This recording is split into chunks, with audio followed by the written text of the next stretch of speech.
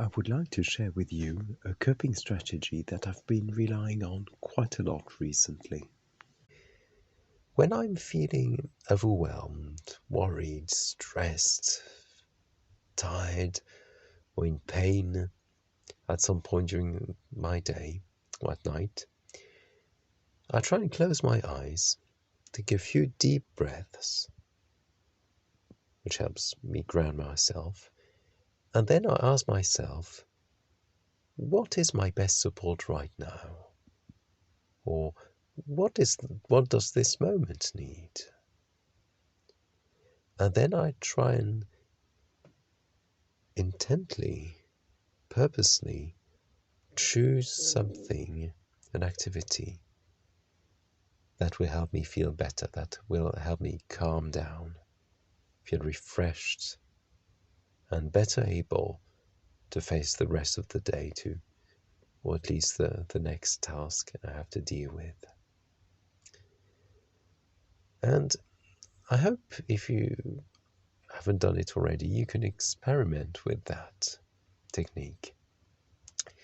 And have to hand, even you could write it down, have a range, a variety of activities that really support you, that refresh you, that help you feel more grounded and that ground you, that calm you down. It could be something like meditating for a few moments, however short that may be, even focusing on your breath for 10 breaths, or meditating if you're used to meditating, and that helps you. It could be walking out into the garden if you're at home and have a garden. It could be going for a short walk in the park. It could be listening to some music. It could be reading a few pages from a good book, having a snack or having a drink. Anything that will support you, and you are the best place to know what will help you calm down and feel refreshed and more at peace. And that way, if you have that list of activities that do you good, that help you be refreshed and calm and down, settle down, then next time you feel overwhelmed, instead of going in overdrive, or sometimes I do, I just try and work through it. I don't want to tune in with myself. I just keep at it. I force myself to keep doing what I'm doing, and I just make the situation worse. Or maybe if you're in a similar situation and you feel overwhelmed, try and take, if that's comfortable for you, try and close your eyes if you can, take a few deep breaths, and then ask yourself, what is my best support right now? What does this moment need? And then purposely, mindfully choose an activity that would help you feel better.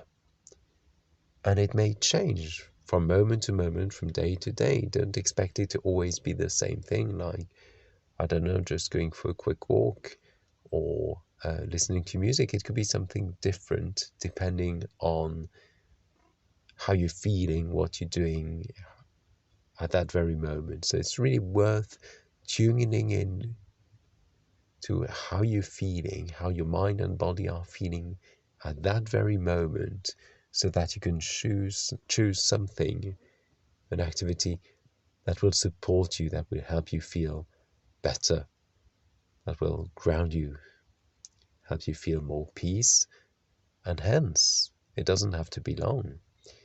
But if you're able to do that, then you'll feel refreshed and better able to carry on with your day in a more settled, in a more calm and productive way than if you had carried on with the overwhelm and in overdrive mode.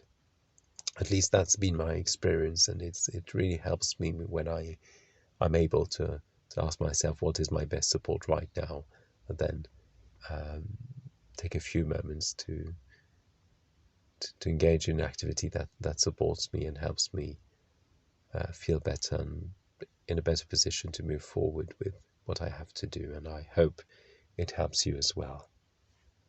I just want to acknowledge that this technique of asking oneself what is my best support right now and what does this moment need is actually inspired by the work of Mark Williams, a professor at the University of Oxford who's done a lot of work and research into mindfulness meditation. He's developed a course called Mindfulness-Based Cognitive Therapy, and this specific technique is drawn from his latest book called Deeper Mindfulness, The New Way to Rediscover Calm in a Chaotic World. It's a book that I've read, and I've been applying the principles from that book, and it's been a tremendous help to me. So I wanted to point out the source of this technique and to share Mark Williams' work with you. I do not earn any royalties from the sales of his book, but it's a wonderful resource, and I invite you to check out the book and read it for yourself, and hopefully you can draw plenty of strengths and insights from what Mark Williams shares. Thank you very much for listening.